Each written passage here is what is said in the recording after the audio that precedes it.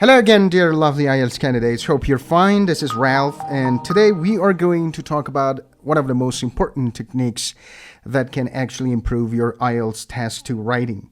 And this technique is how to avoid repeating words in IELTS Task 2 writing. As you remember, in our previous video, we worked on a sample question Task 2, and I also gave some, alternative vocabularies that you can replace with the ones you write and they are repetitive. And today we are going mostly to talk about the techniques that we can use to avoid repeating words. And there are a couple of techniques that we can have. The first one is subject-object pronouns and possessive adjectives. So let's take a look at this example. Motorists are responsible for a great deal of unnecessary pollution. So this is the pronouns that we can use in order to replace the word itself. So instead of repeating the word motorists, we can write the pronouns, right? And that is they. They cause it. So instead of pollution, we write another pronoun, and that is it. All right, they cause it by driving when it would be possible for them. Again, as you can see, I use pronouns here, and that is then, them, instead of the word motorist itself, to walk or use public transport. Their cars are often huge gas-guzzling machines. So again, I use their, all right, and which is possessive adjective. Let's take a look at another example. Experts believe that within a few years, the Arctic will be completely ice-free during summers and that it will change radically. It will change radically. So this it refers to what? Refers to the Arctic, all right? So I do not repeat the words itself. I use pronoun, and that is it. They say, so instead of the experts, we can also use synonyms for the experts, right? For example, scientists. But here, I would rather use pronoun, right? And that is they. They say it will have huge consequences for humanity and that we should take their warnings seriously. So their warning, this is possessive adjective. All right, so you can see how we can use subject-object pronouns and also possessive adjectives in order to avoid repeating the same words in our IELTS Task 2 writing. Now, let's take a look at another example. The rise in crime concerns police officers. They say, so they refers to police officers. Its main cause, it's refers to rise in crime, all right, is social deprivation, and that it could easily be reduced with government spending. It, again, I use pronoun here. Now, another way that we can avoid repeating the same words in our IELTS Task 2 is relative pronouns. So we can also use relative pronouns in order to reduce the same words, repeating the same words. Right? For example, let's take a look at this example. Medical professionals who have spent their entire lives working to improve the quality of other people's lives should be greatly respected and financially rewarded. As you can see, we use relative pronoun here, who, that we can connect the two sentences together, and in this case, we do not repeat the same word. Now, let's take a look at another example. The main reason why, so why here is relative pronouns, all right? Undergraduates choose an arduous 6 years at medical school is that they genuinely want to make a difference to the lives of those who are less fortunate than themselves. So again, you can see I use the relative pronoun who here to connect the two sentences together. So in this case, by using relative pronouns, we avoid repeating the same words. And in this case, we can also improve our band score in Task 2 writing, all right? Now, let's take a look at another example. The dropout rate amongst medical students, so this is the relative pronoun I use, which used to be incredibly low, has risen.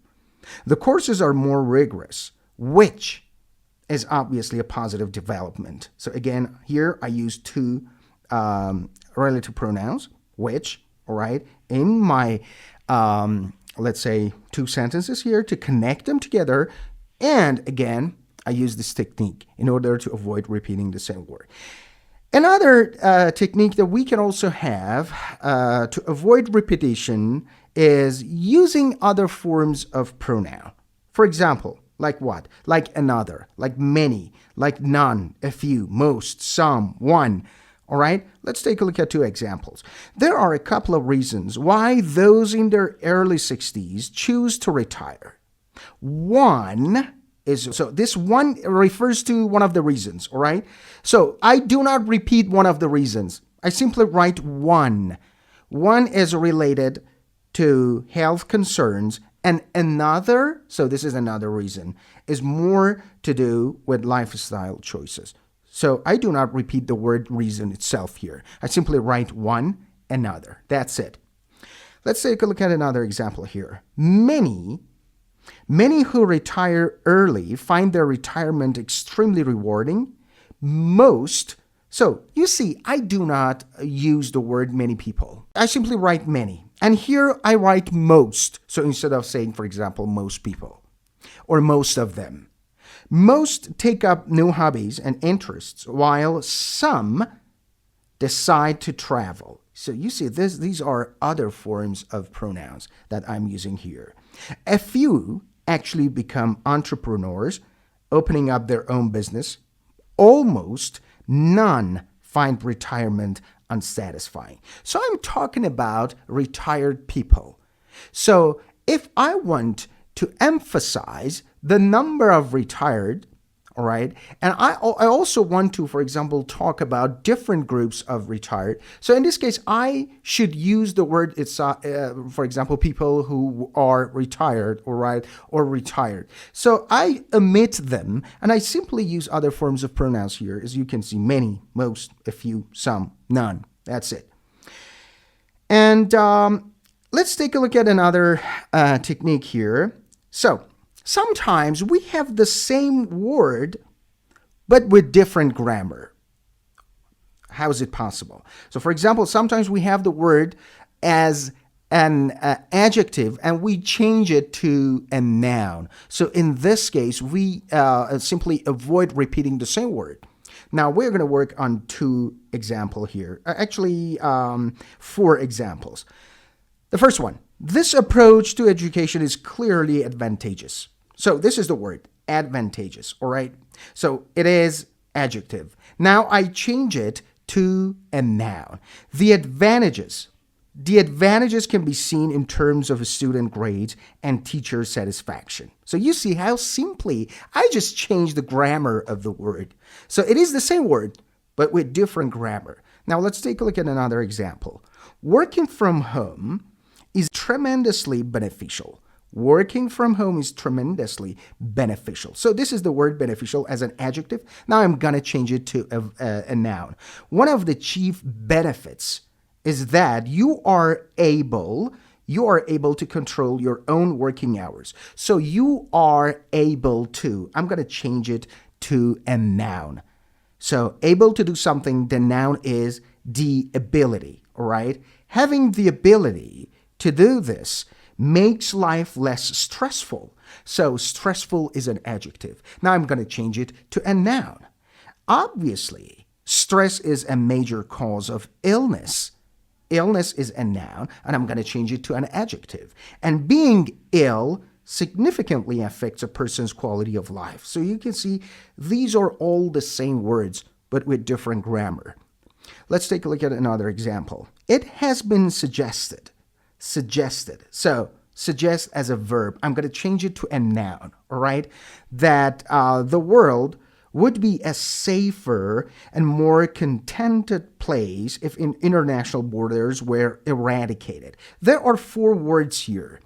Suggest as a verb, safer or safe as an adjective, and then contented as an adjective, and eradicate as a verb. So I'm going to change the grammar of these words. The suggestion that the eradication of frontiers would lead to greater safety and more contentment is from my perspective, ridiculous. So you can see I changed suggest to suggestion, safe to safety, contented to contentment, and eradicate to eradication. Let's take a look at another example. It is believed by many that having cosmetic surgery can make a person happier. So believe is a verb and happy is adjective. I'm going to change believe to a noun and also happy to a noun. This belief, so you can see this is noun, that physical appearance relates to happiness is often challenged by experts. So this is one of those very commonly used techniques in IELTS Task 2 that the students can change the word itself. The word is the same, but they change the grammar. And sometimes there are different words, but they have similar meaning. So this is another, actually we can call it a synonym, using synonyms, all right? So different words, similar meaning. So using synonyms, let's say is the best technique that can definitely improve your IELTS Task 2 writing. But sometimes students lack the knowledge to use synonyms, and they don't know what's the synonym, for example, of that specific word. So if you don't have any synonyms for a word, you can use the other techniques what we have worked so far. Now let's take a look at an example here. So there are different words and similar meaning and using synonyms. The number of cars and buses in our city centers is too high. This is our sentence. So I'm going to change the number, cars and buses, city centers, and too high. I'm going to use synonyms for these words. The excessive amount, so excessive amount is instead of number, of motor vehicles, instead of cars and buses, I've used motor vehicles, in built-up urban areas is city centers, is worrying. So I'm using worrying as a synonym for too high. Alarm has been expressed by leading scientists who claim, so instead of express, I use claim, that the current situation is untenable, right? So when we say something is untenable, it means that it cannot be supported or defended against criticism. Now let's take a look at another example. I'm going to use some, let's say, synonyms. It is my firm belief. This is the first paragraph of our Task 2 writing, and it is the thesis statement.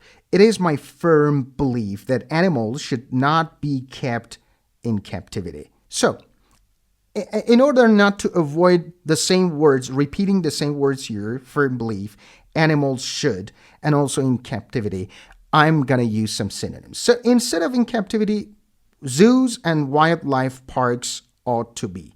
All right, so instead of animals should, I'm going to use this. Zoos and wildlife parks ought to be closed immediately, and all creatures return to the wild forthwith. Forthwith. Listen, I wrote immediately here, and instead of immediately, because I'm going to use the same word with the same meaning. So that would be better to use a synonym, all right? So instead of immediately, I write forthwith, so that they can live in their natural habitats.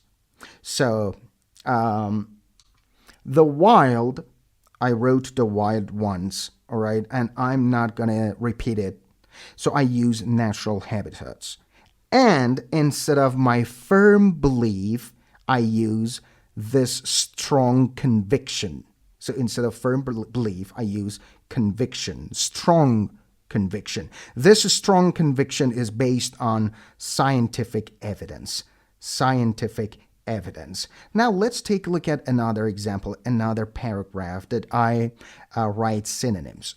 Many people would like to see alterations in the laws on stalking. Now, instead of people, we can write individuals. Some individuals have protested that current legislation is not tough enough. Experts have contacted the government in support of the change. Now, I'm going to use synonym for experts. What synonyms can you think of for experts? For example, scientists and academics, right?